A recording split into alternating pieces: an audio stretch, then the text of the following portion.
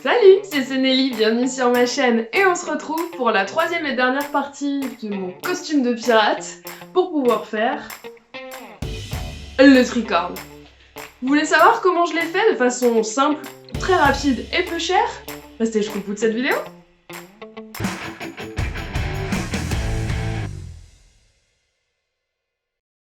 Pour faire ce chapeau de pirate, je suis partie d'un élément très simple, juste une capeline que j'ai achetée sur Vinted en feutre.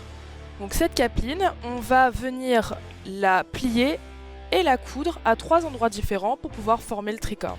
C'est quelque chose de vraiment très simple. Ça m'a pris moins d'1 heure pour pouvoir faire le chapeau et ça rend super bien. Donc je commence par piquer avec une épingle les endroits que je veux coudre. Donc j'essaye d'avoir quelque chose qui soit le plus symétrique possible et qui donne vraiment un bel effet de tricorne. Pour la capeline, vous pouvez prendre le modèle que vous voulez. Ce qu'il faut, c'est que ce soit quand même suffisamment souple pour pouvoir le coudre. Donc si vous avez quelque chose en simili-cuir, ça rendra encore mieux. Et après, pour la couleur, vous faites ce que vous voulez. Vous pouvez prendre vraiment... vous êtes complètement libre. Je me suis même pas embêtée à retirer la petite ceinture qu'il y avait à l'intérieur, parce que plier comme ça se voit plus. Donc une fois qu'on a nos placements pour les 3 points de couture, j'ai décidé de prendre de la laine pour que les points se voient, et je vais faire une grosse croix au milieu pour donner un petit détail en plus. Donc j'ai utilisé une énorme aiguille, donc je crois que c'est une aiguille pour le cuir à la base,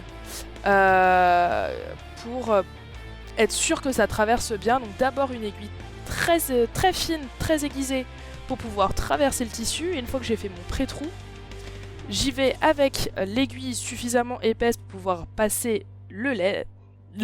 Bah oui, c'est laine, on aime bien. Une aiguille suffisamment épaisse pour pouvoir passer le fil de laine.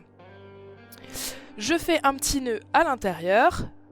Ensuite, je viens faire un point à l'opposé pour pouvoir faire une croix. Et ensuite, par l'intérieur, je pense qu'il suffit de regarder plutôt que d'avoir mes explications foireuses. Et je le passe en double pour que ce soit le plus visible possible. D'ailleurs, je voulais m'excuser d'avoir sorti ce tuto aussi tard. C'est donc la partie 3 de mon costume de pirate que j'ai sorti en août et en septembre. À la base, je voulais sortir ça fin septembre, mais j'ai eu pas mal d'autres choses qui ont fait que j'ai absolument pas eu le temps. Donc voilà, et si jamais vous trouvez que la qualité d'enregistrement audio est moins bonne, c'est parce que je n'ai pas non plus mon matériel de base. J'espère que ça vous dérange pas trop. Voilà, donc une fois qu'on a fait le premier point, on répète la même chose pour les 2 autres, vu que c'est un tricorne, il n'y a que 3 côtés. Et vous pouvez finir comme ça. Mais moi j'ai décidé de lui donner un côté un peu plus glamour en lui rajoutant de la dentelle. Voilà, c'est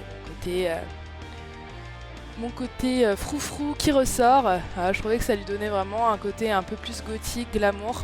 Voilà, donc je prends le ruban de dentelle et je viens le coudre tout autour du chapeau. Donc d'abord je l'épingle pour être sûr d'avoir de la bonne longueur et le placer correctement. Et ensuite à la main je viens le coudre.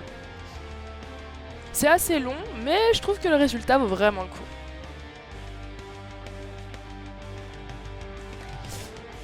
Voilà, une fois qu'on a tout épinglé, on se munit de patience et je vous conseille aussi un dé à coudre parce que c'est extrêmement dur à traverser comme matière, et on vient coudre tout le chapeau. Voilà, le chapeau terminé, prêt à être utilisé. Et le résultat final de la tenue.